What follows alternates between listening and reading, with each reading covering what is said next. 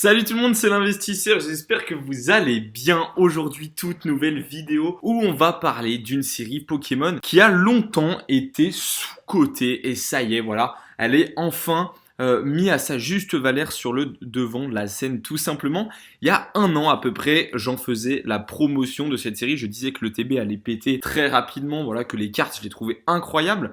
Beaucoup ont sous-coté ce Mew Bubble qui aujourd'hui a explosé. Malheureusement, voilà, j'avais pas prédit sur cette carte-là spécialement. Donc moi, je l'ai pas en ma possession sur de l'investissement. Je sais que l'investissement carte, c'est vraiment un autre monde. C'est beaucoup plus difficile et il faut avoir tout simplement beaucoup plus de chance parce que les cartes, voilà, c'est vraiment un peu plus niche que le scellé en tout cas. Et vraiment 3 alternatives complètement magnifiques. Gardevoir, Dracofeu et Mew. Je trouve que cette série a été trop longtemps sous-cotée pour les cartes qu'elle contient, un taux de drop vraiment incroyable pour de l'ouverture, que ce soit pour des enfants ou même des adultes. C'est un taux de drop qui est vraiment franchement hyper agréable et ça fait longtemps qu'on n'avait pas une série aussi complète avant tout simplement cette série-là. Donc on a eu le Pikachu dans cette série également. En termes de reverse et d'holographique, ou non, elle n'est pas holographique je crois, mais on a un Pikachu, donc un Pikachu notamment shiny, et cette carte là, qu'est-ce qu'elle est jolie, qu'est-ce qu'elle est sympa à avoir. Donc voilà, il y a énormément de cartes dans cette série qui sont intéressantes. On va avoir également voilà, les chromatiques et les spéciales chromatiques en full art. Donc voilà, il y a vraiment un petit Pikachu juste ici, un Raichu, donc vraiment des cartes ultra intéressantes à aller chercher. Et c'est pourquoi, l'investissement sur cette série est vraiment pas négligeable. Au niveau de l'ETB déjà, 117 euros, 120, 110. Voilà, c'est aux alentours de ces prix-là et elle ne va faire que monter désormais parce que c'est une série où, voilà, franchement, entre nous, est-ce que vous avez vu du Destiné de Paldea récemment en magasin?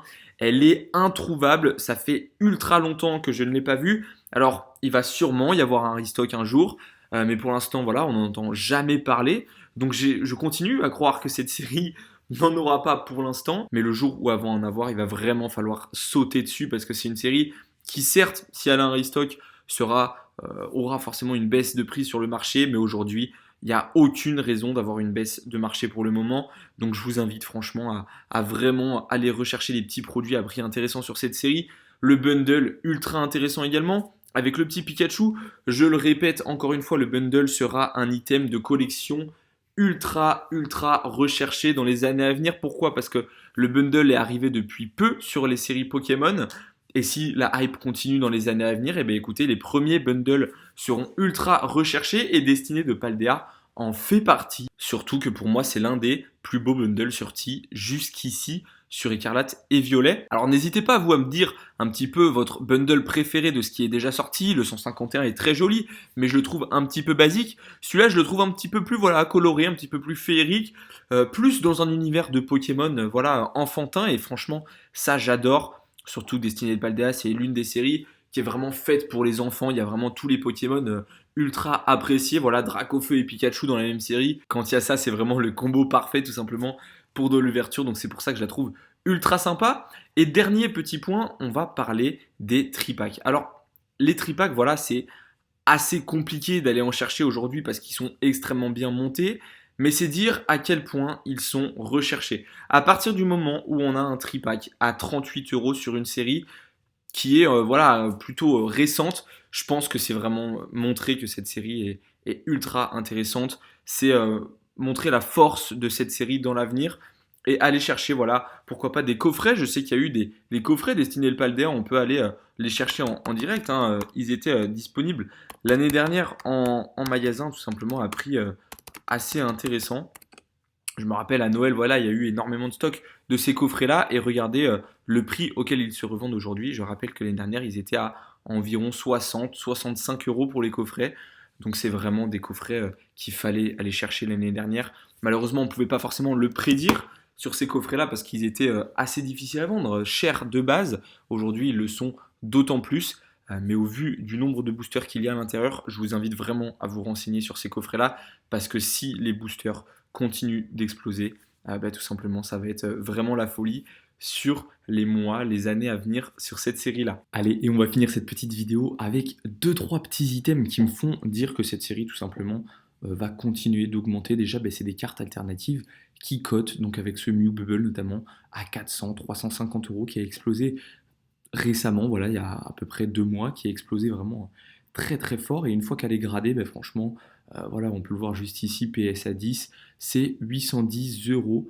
Donc c'est vraiment énorme. Et franchement, c'est ce genre de carte qui permet à des séries de durer dans le temps, même au niveau du scellé, de rester à des prix assez élevés, ce qui permet du coup d'avoir une sécurisation en plus sur l'investissement, parce que quand on investit dans une série où voilà, aucune carte ne cote vraiment, on prend quelque part un petit risque que les gens ne s'y intéressent pas forcément, alors que là voilà, on a vraiment des cartes qui cotent énormément, à l'image également de ce garde-voir. Voilà, 152 euros juste ici, 160 euros pour des alternatives, c'est pas forcément hyper cher, mais c'est des cartes au-dessus de 100 euros, donc au-dessus du prix de l'ETB tout simplement, ce qui permet voilà, d'avoir des collectionneurs qui se disent, bah, écoutez, pourquoi pas tenter sa chance dans de l'ouverture.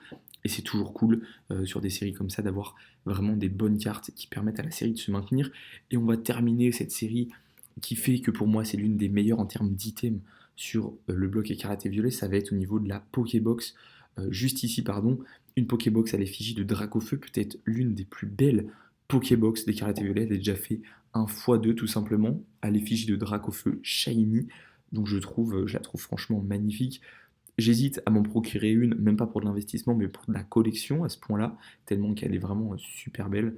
Donc voilà, c'est ce genre d'item qui peut-être se bat un petit peu avec les ETB au niveau du scellage. C'est des items qui sont très difficiles à receller, donc voilà, c'est vrai qu'au niveau de la sécurité sur ce genre d'item, on est vraiment assez intéressant.